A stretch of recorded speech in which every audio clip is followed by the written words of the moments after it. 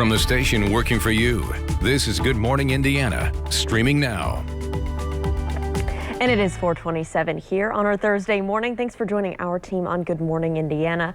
We do have a few stories to talk about today before we officially get into the show. Starting with this one, we're talking about tracking COVID cases in Indiana schools. Right now, we know that the state is working on putting together a dashboard that'll show cases that are tracked in our area schools. Right now, our WRTV Investigates team has learned that schools don't have to tell you if there's a COVID case at your child's school unless they're directly impacted and need to quarantine. And so some parents are frustrated by this. Of course, WRTV keeps track of the COVID cases that we get reports of. Those are all on our website, so you can always track those. We do want to talk about the latest COVID cases here in the state of Indiana. We had a number of new positive cases, but that was down yesterday. 506 new positive cases reported. Our 7-day positivity rate is at 7.7%. Right now, the total deaths are at 2,968. 14 new deaths reported as of yesterday. Overall, the positivity rate is 8.8 for the state of Indiana. Let's take a turn right now to our forecast. It's Thursday, and Todd, if we could get a repeat of everything we had yesterday, I think we'd all be really happy. It was gorgeous out there. You know, wasn't it terrific, Lauren? I was on my bike riding across central Indiana and then just sitting on a patio, and I was like, man, it doesn't get much better than this for August, or really for any day that matters. For that matter, we had the sunshine, we had the low humidity, we had the comfortable temperatures, and today we're going to basically do it all over again. It's just going to be a touch warmer later on this afternoon. We're starting in the 50s this morning in Logansport, Kokomo, and Lafayette. Bloomington at 56, still running a little bit warmer in the city at 63 degrees, but that was the same as yesterday. And I'm expecting Indianapolis will get down to at least 60 degrees, if not about 59 here this morning. As we go throughout the day today, mostly sunny skies. The humidity remains very, very low. It's another great day. And high temperatures, again, running just a smidge warmer than they were yesterday as we get up to 82 degrees. Lauren? All right, Todd, thanks so much. And speaking of getting out and about, a lot of people and businesses around the downtown area say that safety needs to be improved. We have a lot of businesses that aren't able to operate because customers just don't want to come here to downtown right now. They don't feel safe. And so city leaders announced that they are using $750,000 to improve safety in and around the downtown area, so that's going to be allocated to solve a variety of problems. We're also going to be talking about some new fencing that's going up around City Market that's had a number of issues lately, including a stabbing just the past few days. So we'll have more on that story, plus news, weather, and traffic to start your Thursday coming up here on Good Morning Indiana. From the station working for you, this is Good Morning Indiana, streaming now. The state is working on a dashboard that will report COVID-19 cases in schools now at 4:30, when you can expect to see that information go live. Governor Holcomb is doubling down on his decision not to expand mail-in voting, why he says he doesn't see a need for that change. And the key moment of the night, the Democratic National Convention, Senator Kamala Harris accepting the nomination as the party's vice presidential nominee. We'll have a recap of that night and what you can expect from the final night of the convention coming up this evening. But before we get to our top story today, I want to thank you for joining our team here on Good Morning Indiana. I'm Lauren Casey, and Todd Clausen is standing by from home this Thursday. Todd, what can folks expect as they head out the door early this morning? You know, very, very comfortable air in place here again this morning, Lauren, with temperatures in many locations sitting in the 50s. Indianapolis running just a little bit warmer here across the area as the temperatures are still sitting in the low 60s. 63 degrees is the current temperature in Indianapolis, with a live look in the center of your screen there at IMS, all lit up. Looking great as we look ahead in a couple days to the running of the Indianapolis 500. There are the other temperatures across the area. 57 in Muncie, 56 in Bloomington, 55 is the current temperature in Terre Haute. So it's a real comfortable air mass that's in place. No clouds around here this morning. Throughout the day today will be mostly sunny to start, and then we'll build just in a few fair weather clouds later on this afternoon. But sunshine straight across the board here this morning in the 60s through about 9 a.m. Then we make the jump up into the 70s by 10 a.m. into the low 80s later on this afternoon for your high temperature today. Another great day, as you see at the bottom of of your screen there. We'll talk more about the weekend forecast for you coming up in just a little bit. Lauren? All right, Todd, thanks so much. Let's take a look at traffic as you are heading out on the roads right now. This is a live look at I-65 and Lafayette Road. This is traffic on the northwest side of town. Things look very quiet here, as you can see by our camera. We'll continue to keep a close eye on your roads throughout the morning, but no crashes or delays in this spot to slow down your commute. History was made last night at the Democratic National Convention. California Senator Kamala Harris, now the first woman of color to formally join a major party's presidential ticket. Day 3 of the virtual DNC also including speeches by former President Barack Obama, 2016 nominee Hillary Clinton, and many more. ABC's Inez de la Cotera is in Washington now with the latest. I accept your nomination for Vice President of the United States of America. Overnight, California Senator Kamala Harris making history as the first black woman and Asian American to formally join a major party's presidential ticket. We must elect a president who will bring something different, something better, and do the important work. We must elect Joe Biden. Harris giving the keynote on day 3 of a virtual DNC. Former President Barack Obama delivering perhaps the largest rebuke a former president has ever offered of a current one. I did hope, for the sake of our country, that Donald Trump might show some interest in taking the job seriously. This administration has shown it will tear our democracy down if that's what it takes for them to win. Hillary Clinton with a similar message. Remember back in 2016 when Trump asked, "What do you have to lose?" Well, now we know. Our health care, our jobs, our loved ones, our leadership in the world, and even our post office. The party showing it is united in its criticism of the president. House Speaker Nancy Pelosi blasting Trump over his treatment of women, and Senator Elizabeth Warren criticized his handling of the COVID-19 pandemic. Donald Trump's ignorance and incompetence have always been a danger to our country. COVID-19 was Trump's biggest test. He failed miserably. President Trump hitting back, tweeting throughout the night after making these comments earlier Wednesday. The reason I'm here is because of President Obama and Joe Biden. Because if they did a good job, I wouldn't be here. And tonight, Joe Biden will take center stage to close out the convention. He plans to accept his party's nomination from Wilmington, Delaware. Inez de la Cotera, ABC News, Washington. At 4:34, an Indianapolis mother also took center stage during last night's convention. Deandra Dykes founded the group Purpose for My Pain after her son was shot back in 2014. The injury left him paralyzed and unable to speak. Dykes used her time in the national spotlight last evening to share a message about gun violence and to endorse Joe Biden. I want a president who cares about our pain and grief. A president who will take on the gun lobby to ban assault weapons and close the loopholes to keep guns out of the hands of criminals. Joe Biden has taken on the NRA twice and won, and he will do it again as president. Dykes tells WRTV DNC organizers reached out to her through the organization Everytown for Gun Safety. WRTV continues to bring you the governor's answers to questions about absentee voting in the November election. He shared this message during yesterday's coronavirus briefing. A vast majority of folks that I hear from want to vote actually in person, and thankfully we had a Exhibit A, the primary election, where we proved that we could do it safely. So we've seen this unfold before recently, and that was when we were contemplating and coming off the heels of a stay-at-home order. No excuse mail-in voting was allowed for the Indiana primary due to the pandemic and that stay-at-home order. The Secretary of State's office tells WRTV as of last Thursday, more than 37,000 absentee ballots have been requested. Around the same time in 2016, there were 109 requests. According to the latest update from the State Department of Health, 506 new positive cases of COVID-19 were reported statewide between August 10th and Tuesday.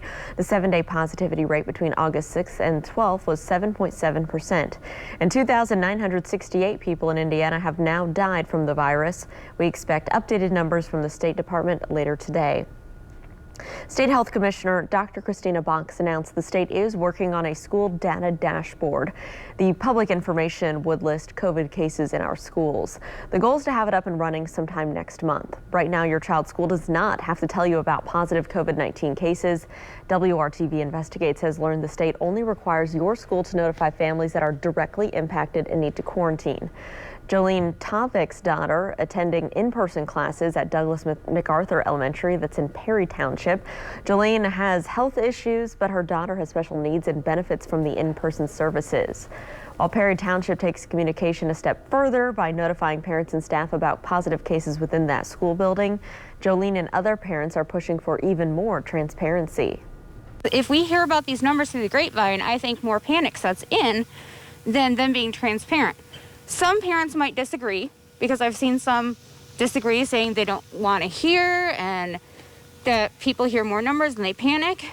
And I do understand that concern as well, but I still think it's important because we're trying to know, we're trying to keep our community safe. The notification system can be confusing as parents across central Indiana are getting varying bits of information depending on how much their school district chooses to share. And while the state doesn't have a school database right now, WRTV is tracking COVID-19 cases in central Indiana schools. We check out and verify every tip reported to us that we can, and it's then added to our database. So you can search the database on WRTV.com to see if there are any reported cases in your child's school. New audio released shows one of the officers charged in George Floyd's death tried to raise some concerns about the deadly arrest. After the break, hear how the officer, Thomas Lane, describes that incident. And wildfires continue to rage in California. Still ahead, the latest on the statewide emergency. Todd. And Lauren, it's another beautiful morning for us here across central Indiana. The humidity is still low, the skies are clear, and the temperatures are very comfortable. And IMS looks absolutely wonderful here on this Thursday morning as we ramp things up heading towards the weekend. The city skyline in the background. We'll talk about how terrific this Thursday is going to be and also talk about race day coming up when Good Morning Indiana continues right here on WRTV.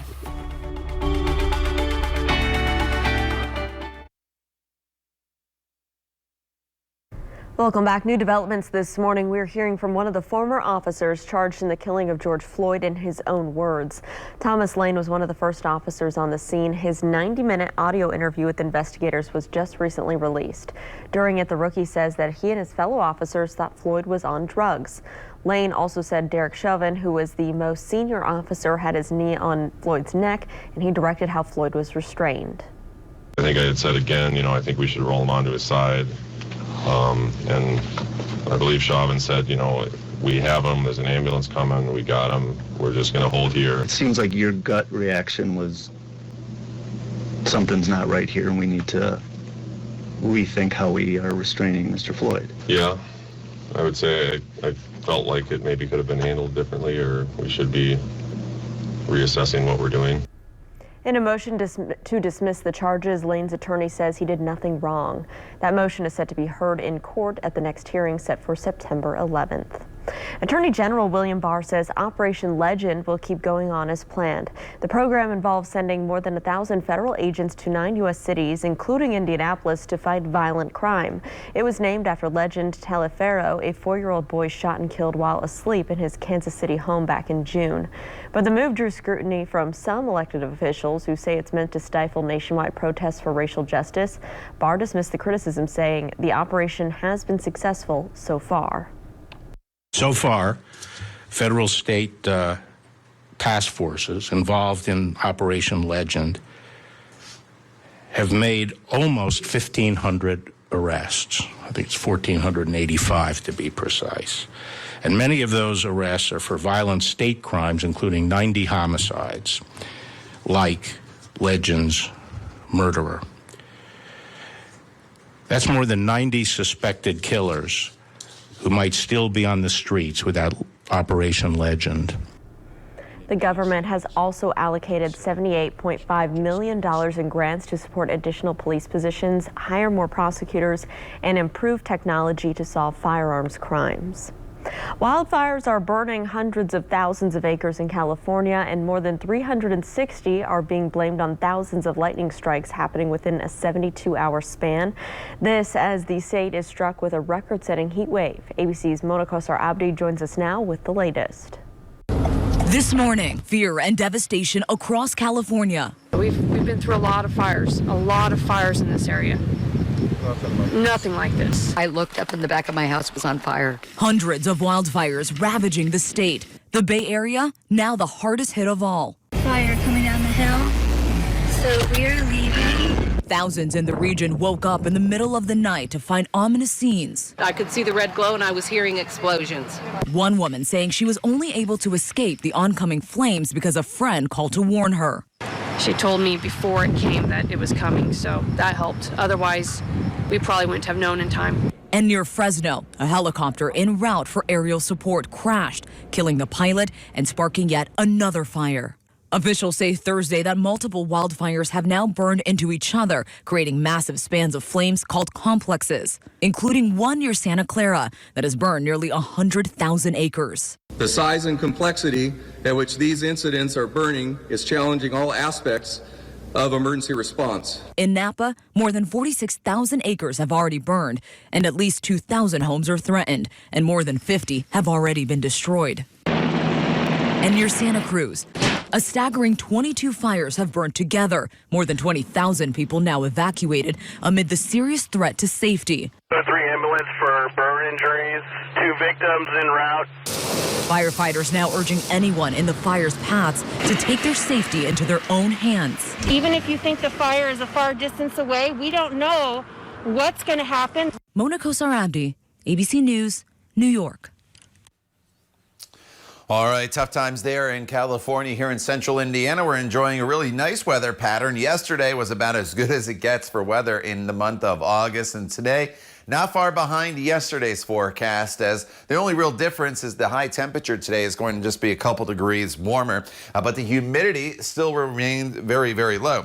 Here are your current temperatures outside right now, and everybody's running a couple degrees warmer than they were yesterday. We're in the 50s, though in most locations, very, very comfortable. A little warmer in Indianapolis at 63, with the airport being on the southwest side of the town, and we have a northeasterly wind. Whenever that happens, that northeasterly wind kind of takes the heat from all the pavement in Indianapolis and blows it towards the airport, and that's why the temperature there is running in the 60s still this morning. 56 in Bloomington, as well as Lafayette. 57 is the current temperature in Muncie, and Richmond sitting at 58 degrees. The humidity still remains very low throughout the day today, so even though the temperatures are going to be a little bit warmer this afternoon, doesn't mean the humidity comes up. I think you'll really start to feel the humidity Friday night and then into the day on Saturday, and then it kind of sticks around in that muggy category for Sunday and Monday as well. But we don't really get into the very humid or the oppressive category in this forecast. So that is the good news going forward. Radar is nice and quiet, not expecting any rain today. In fact,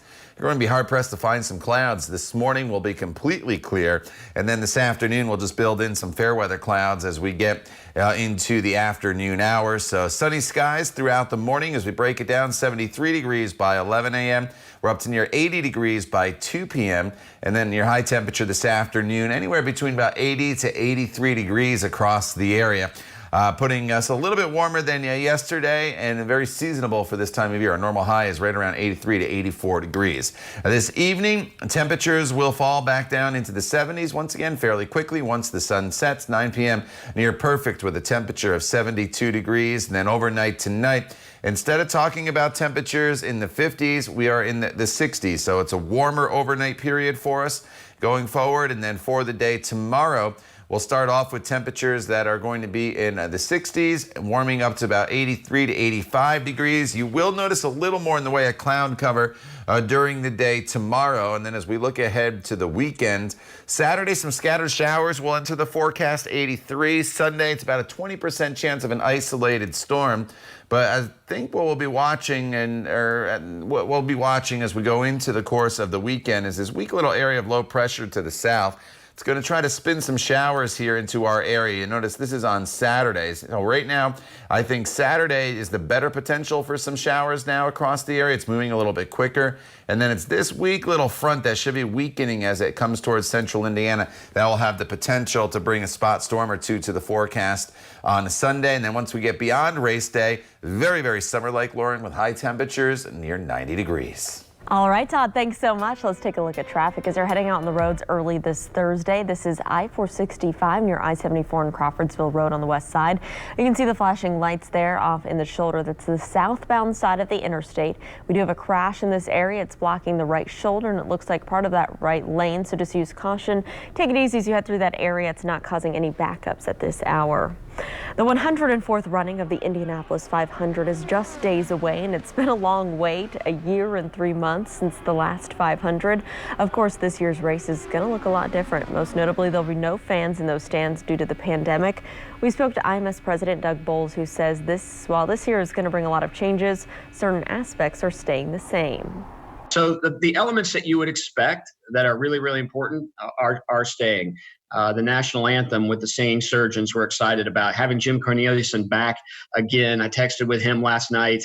He is so excited about the way he can interact with our fans, and he understands the importance of back home again in Indiana and those 90 seconds that no matter where you're from, whether you're here or you're watching, you're a Hoosier for that period of time. Carb Day is still set for tomorrow, but again, this will be without any fans. The race is Sunday. This year, you will be able to watch it live on TV. The green flag drops at 2:30 p.m.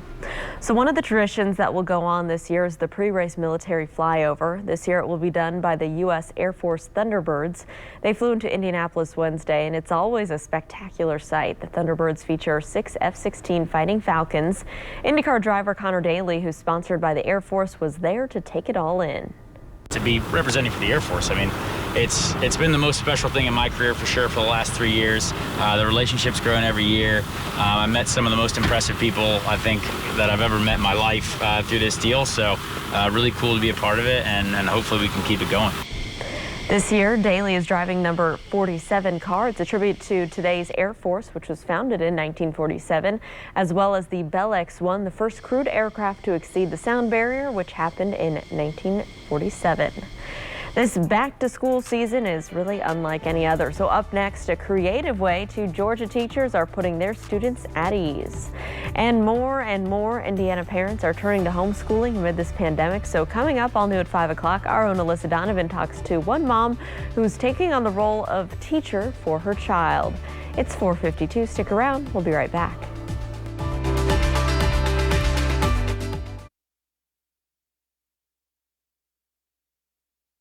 Welcome back. So 2 Georgia teachers are going viral for the enthusiastic welcome back they're giving their students. Callie Evans and Audrey Williams created a remake of Jack Harlow's What's Poppin'.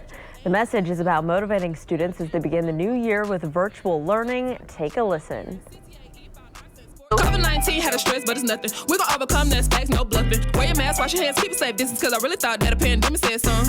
On the South, we do more than rap. Doing all we can just to get you out the trap. Teaching up, lifting, motivating, and engaging our students, going straight to the top, no cap. Yeah. What's poppin'? Well, it took Evans and Williams a week to create that video. They wrote the lyrics themselves, and they recruited the high school's cheer team as their backup dancers. This is the 3rd year the 2 teachers have created a welcome back rap. And Todd, I want to go to school there. It looks like a lot of fun. Right? Absolutely. You got it down. All right. Outside right now, it's very, very nice. Temperatures are in the 50s once again. We're going up to 82 today for your high temperature with sunny skies. Tomorrow, a little more in the way of cloud cover, partly cloudy, 85 degrees. Then on Saturday, we'll build in a few spotty showers, especially in the afternoon hours. 85 degrees, spot storm on Sunday. Then it's really warm next week with high temperatures that'll be up near 90 degrees Monday, Tuesday, and Wednesday. So enjoy the nice air mass that's still in place today because summer's back in a big time way as we progress through the weekend and into next week. The time now is 4:57. This is Good Morning Indiana on WRTV. Stay with us. We're back in just a couple minutes.